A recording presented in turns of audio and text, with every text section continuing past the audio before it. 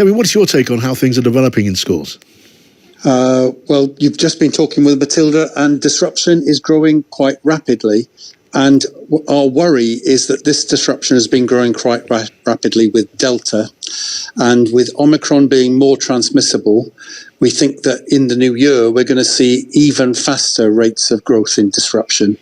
And you've heard the 236,000 pupils that were off school at the last date. We think that's more by now, partly because of Omicron. But there's also the question of teachers and other school staff being off. Yes. So teachers, school staff, on the last set of data from the Office of National Statistics, about 25% more likely to have COVID than the general population. Now, that doesn't mean unwell necessarily, but, because you can have COVID without symptoms, and teachers have been vaccinated, hopefully, but still 25% more likely to have it, because the ONS says because cases are so high among school children. And obviously those teachers then have to stay off and isolate, and that disrupts education. So we're hearing of schools that have had to make a decision to, for example, say that all of year 9 have to be on online learning because they don't have enough staff to teach them in the school building. Yeah. So that sort of disruption is happening. We're very worried it will grow. Yeah, you're clearly worried. Look, if it's about preventive action, and I'm sensing that's what you think it should be about, what should be done now? We're just a few days away from the Christmas break, but what should be done? There are things the government should have done a long time before now. Sage told them ventilation really mattered back in 2020 at the start of the pandemic, and there has really been practically no investment in ventilation or air filtration methods. We've heard today that the department has bought 1,000 units for special needs schools. Now that's welcome, but there are 20,000 schools and there are a lot more classrooms than that. And we need more mitigations. Teachers are taking on this extra risk of having COVID in order to keep education going. But the government really needs to stand behind them. We need to reduce the transmission, the rate of transmission, whilst vaccination is spreading. Hopefully we come out of it, but we need measures in place. So we're calling for urgent investment in to improve the rates of vaccination amongst school children, then urgent investment in ventilation and the air filtration methods that do exist.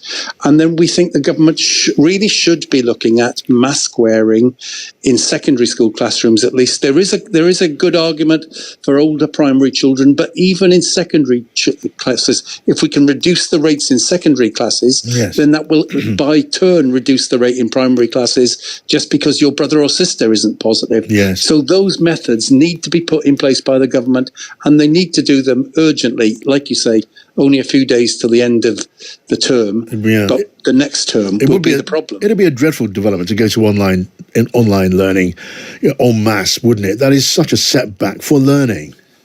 Yeah, I mean, teachers worked so hard last year to stand the online learning up.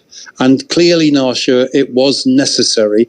The Prime Minister made the right call. We may have forced his hand a little, but we made the right call on the 4th of January last year when he said schools should be closed because there were vectors of transmission. Teachers then worked really hard to get the online learning set up. But no teacher wants to go back to that. Yes. Education in the classroom is much better.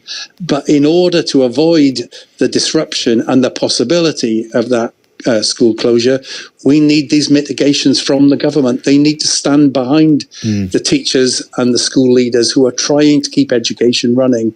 I think you'd like to see us take a line closer to that's being followed in Scotland. But in Scotland, they've got very high rates of school absences. Just set out your view on that. Well, I mean, I haven't looked at the rates recently, but there was a point of comparison around half term when absences in Scottish schools were a lot lower than absences in English schools. And at that point, we were pointing to the fact that vaccination was further ahead in Scottish schools. They had gone for vaccination in the community rather than schools, and they'd got a bigger pickup.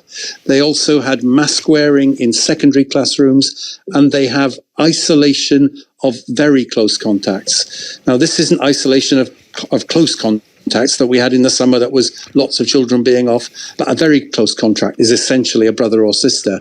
Yeah. And if your brother or sister tests positive in England, you just return to school. But if your brother or sister tests positive in Scotland, you stay off for 3 days, do a PCR, and only go back if that's negative. And we're not the scientists, but the scientists tell us that multiple NPIs, non-pharmaceutical interventions, that doing lots of them can help to slow the spread. So masks and isolation and ventilation and air filtration, maybe looking at the sorts of separation of kids into groups, staggered lunch breaks, so that if the virus is in one year group, it doesn't spread to another. Those sorts of measures need to be put in place if we're going to avoid the level of disruption that I'm worried about. All right, Kevin, thank you.